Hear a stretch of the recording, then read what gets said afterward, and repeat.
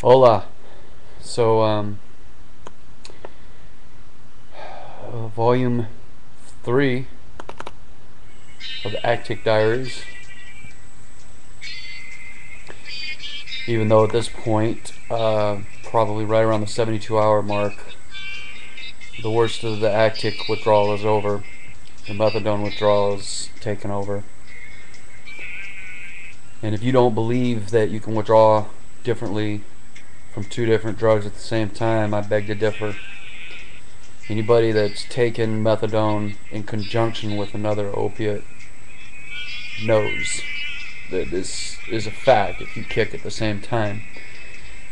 The faster acting stuff puts you through more intense withdrawals physically, and the methadone, it's a slower acting, the longer lasting withdrawal, much longer lasting, anywhere from a month to 2, 3, 4, 5. I've even heard up to 6 months in some people where they keep experiencing withdrawal symptoms.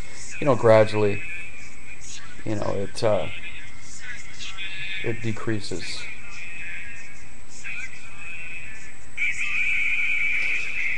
Um, in frequency. Um, anyway, brief note on what I'm going through right now. I hurt just a little bit less than last night, and it probably has to do with a handful of Motrin I took. Um,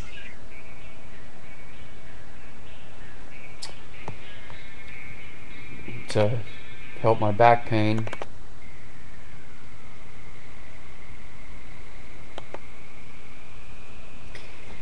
And I'll be honest, if I had the drugs here, I would take them. I'm not lying. Not exaggerating. For the sake of playing up my addiction, like, oh, my addiction is that much more hardcore than anybody else. It's not. Different people experience addictions in different ways. I recognize that, and I'm sure there are people out there who go through it way worse than me. Like, I've never puked and shit on myself going through withdrawal. And I've never used heroin, for instance. And heroin withdrawal is an intense thing, too. In a lot of cases, well, hell, if you believe Hollywood, it's, maybe as intense a withdrawal as you can have on any kind of opiate.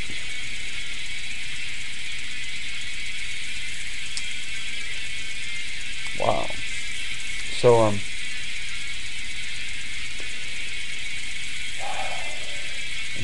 I don't have any appetite still. And I'm still forcing myself to drink water because I have a tendency to dehydrate myself. I don't drink enough water naturally.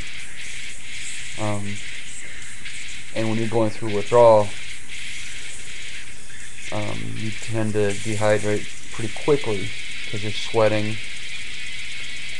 and you're having bowel functions probably more often, and they're more loose, which means there's more water.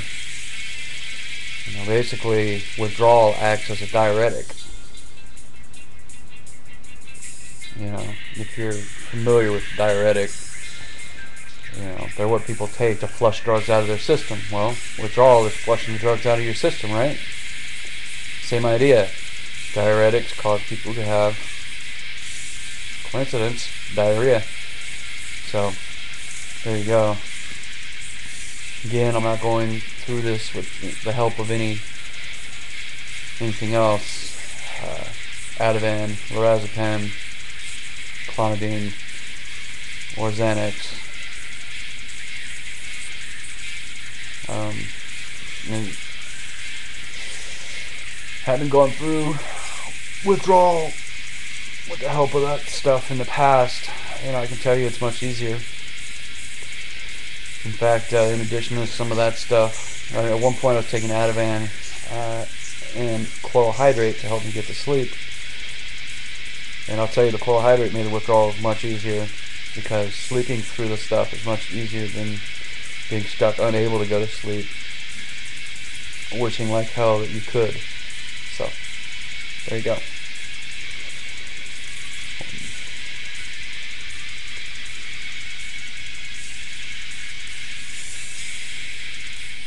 I mentioned ibogaine in my last uh, recording, and I want to pick it up a little bit again, give you a little bit of information about it. It's basically a hallucinogen, but it's a hallucinogen that apparently helps you to get through withdrawals, the physical withdrawals especially. And apparently it has some kind of an effect where it removes everything, all the shit that's in your system, while it takes you on this trip. Now the trip, from what I've heard, is really intense, and a lot of times really wretched.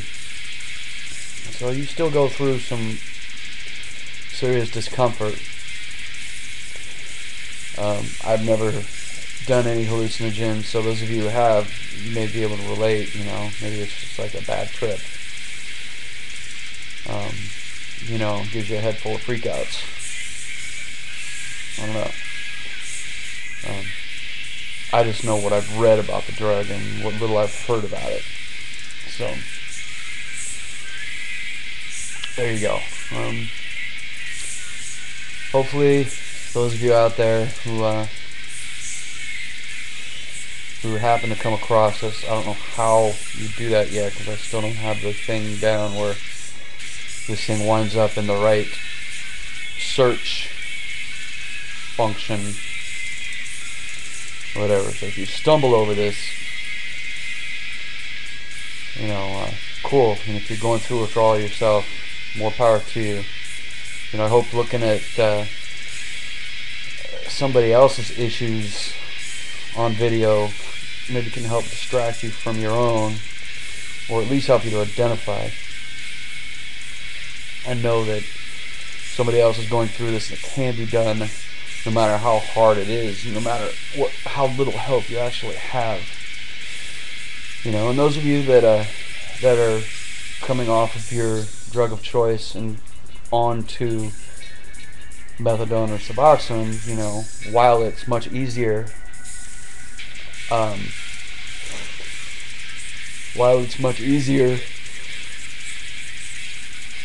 I still don't pass any judgment on you guys, because you will obviously have the motivation to get off of your drug of choice and onto something that you can function with. And methadone, and even to a greater extent Suboxone, both of which I've taken, help you to function without going through withdrawal until you start taking them, or stop taking them. So,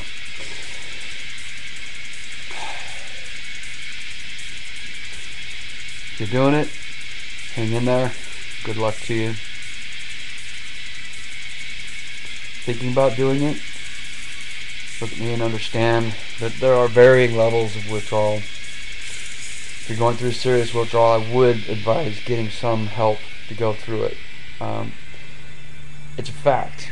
Going through withdrawal in a treatment center is more likely to stick than going through it at home. I've seen some programs that supposedly help you go through it at home, but I haven't gotten the programs. I mean, it costs like $50 or whatever. I'm not going to waste $50 on somebody telling me probably stuff that I already know. You know, drink as much water as possible.